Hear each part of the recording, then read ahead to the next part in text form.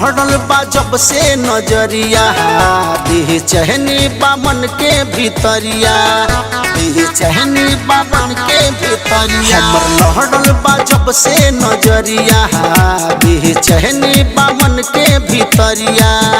कब मिली उ दोबारा चेहरा लागे बड़ी प्यारा कब मिली उ दोबारा चेहरा लागे बड़ी प्यारा हम मरी कन बाली परे बानी पगलाइल उठ लाली परे आइल बाटे दिल तोरा साली परे बानी पगलाइल उठ लाली परे आइल बाटे दिल तोरा साली परे डीजे विकास रीगा सीतामढ़ी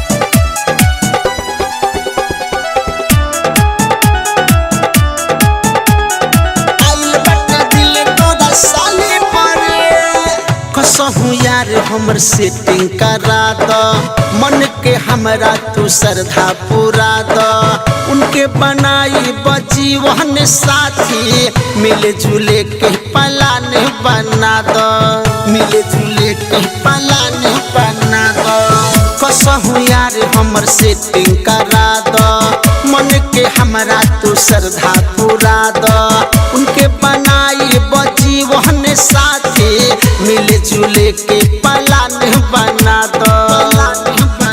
बड़ी सुनर मुस्कान लागे काढ़ेली परान बड़ी सुनर मुस्कान लागे काढ़ेली परान तिले वाली परे बानी पगलाइल उठ लाली परे आइल बाटे दिल तोरा साली परे बानी पगलाइल उठ लाली परे आइल बाटे दिल तोरा साली परे डीजे विकास रीगा सीतामढ़ी आइल बाटे दिल तोरा साली परे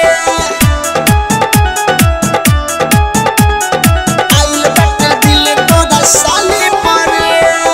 रंग में ओकरा बानी हम रंगाइले सामने हमारा जब वो आइले देखी के देखत हम रह गइने लागे कि स्वर्ग के परी भेटाइले लागे कि स्वर्ग के परी भेटाइले रंग में ओकरा बानी हम रंगाइले सामने हमारा जब वो आइले देखी के देखत हम रह गइने लागे कि स्वर्ग के परी भेटाइले चपल झुलमी के आगे सब कुछ फीका लागे भोला शर्मा के आगे सब कुछ फीका लागे तोरा साली परे बानी पगलाइल उठ लाली परे आइल बाटे दिल तोरा साली परे बानी पगलाइल उठ लाली परे आइल बाटे दिल तोरा साली परे हमर लहड़ल बा जब से नजरिया देह चहनी बामन के भीतरिया देह चहनी बामन के भीतरिया हमर लहड़ल बा जब से नजरिया देह चहनी बामन के भीतरिया कब मिली उ दोबारा चेहरा लागे बड़ी प्यारा कब मिली उ दोबारा चेहरा लागे बड़ी प्यारा हम मरी कन बाली परे बानी पगलाइल उठ लाली परे आइल बाटे दिल तोरा साली परे बानी पगलाइल उठ लाली परे